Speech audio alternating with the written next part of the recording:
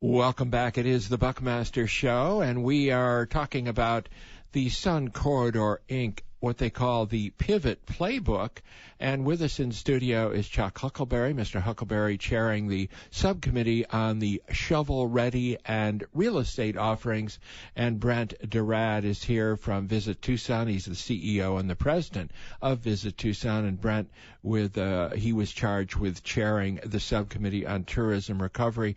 What were some of the committee recommendations, Brent, as far as tourism and in improving our areas? Tourism, of course, being a staple of the region's economy. What are some of the recommendations? Well, it really ranged everywhere from, again, just helping tourism industry businesses recover.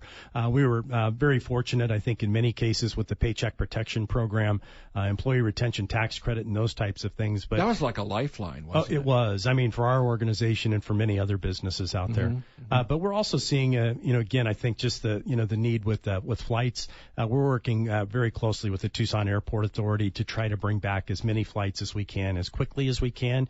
As you can imagine, just that drive market for us in Tucson, if you look 6 to 8 hours, other than, maybe Phoenix and San Diego, it's a little bit of a stretch there. So we need those flights to come back, and we're working on that very hard. Downtown needs to reopen fully as well. Part of that's going to be getting the roads leading into downtown fixed and reopened. We're excited about that, but bringing back festivals and events and activities, that's all going to be a part of it as well. So it's really wide-ranging, but again, with the return of visitors, we just want to make sure that we're ready to deliver the same type of experience that they had pre-pandemic. Because downtown is a big draw. It's usually many of the millennials. It's ranked very high. They want to come out to Tucson, experience our downtown. What is the situation with the entertainment venues? What are we looking at? A fall reopening? I think we really are. I mean, again, with this summer, you're going to see, I think, an event here and there, but it's really this fall where we expect to see a rather large reopening. And then even when you take a look at Tucson Convention Center, there's a refurbishment happening there, expansion in terms of the meeting space, Tucson Music Hall and other venues here. That whole campus is being redone. We've had a new hotel open, the DoubleTree, which is connected into the TCC, and we have a 200-room hotel at Stone and Ochoa. It'll be a kind of a dual-branded property, Hampton Inn and Home 2 Suites. So we're now going to have actually a mass of rooms that we can use to be able to start to book more downtown business, and I think that'll help revitalize the Fox Theater, Rialto, and others, and we're excited to be able to do that. And we have a historic courthouse, Chuck Huckelberry, in Pima County. I know that is a project that was dear to your heart. Has that project been completed now? Bill, it has, and I'm glad to say that Brent is and I both work in the same building now. Really? He's on one part of the second floor. I'm on the other part of the second floor. How does it look, that building? The interior. It's fantastic. Yeah. Beautiful. We're inviting. The visitor center is open. It's now going to be open 5 days a week. We'll start to open it probably in August, 7 days a week.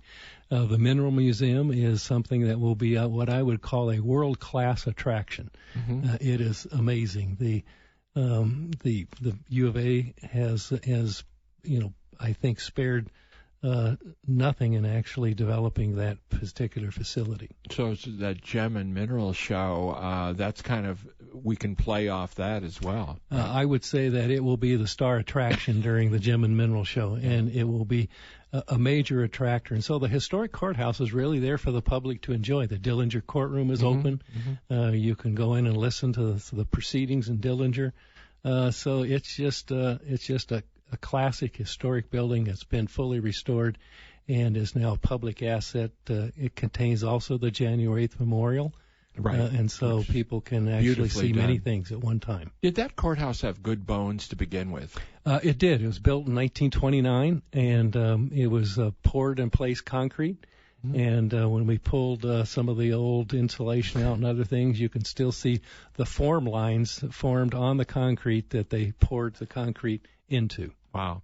All right. What were your recommendations, Chuck Huckelberry, from your subcommittee on shovel-ready and real estate offerings? Recommendations are fairly simple. Have a broad range of shovel-ready options for any employer to expand or to relocate to make sure that your infrastructure investments are coordinated so that you don't try and develop one set of properties and leave out the utilities. Everything has to go together. And then finally, make it well aware and do a campaign to make sure that these future employers or expanding employers are well aware of all the opportunities they have with regard to shovel-ready projects, from the simplest, which is a tenant improvement, to the most complex, which is developing job centers. Brent, DeRaad, what is the game plan now to reintroduce Tucson to first of all to a domestic, and then when we get international back up and running? Are you using multiple vehicles like Facebook and other platforms? It is a lot of digital advertising that we move forward with, and so we have a robust plan in place. Our budget's much stronger this year, again, thanks to Pima County and the city of Tucson and their investment in what we're doing, and we're appreciative of that. That's going to allow us to try and hold on to some of the momentum we actually picked up during COVID-19. We actually gained quite a bit of market share over other cities in the western U.S. We had, again, just with our wide open spaces and the ability to bring people in safely, that really that helped us tremendously. So you'll see us out there aggressively. The one thing is, in Tucson, we don't often hit Tucson with our marketing. All of our marketing, except in the summer, goes out of market. But no, we're ready for this fall. We're very optimistic that we'll also have a great peak season January through early April, based on the pre-bookings that we're seeing right now. We're hearing business travel is starting again, and group travel is starting to pick up. Is any of that being reflected at Visit Tucson?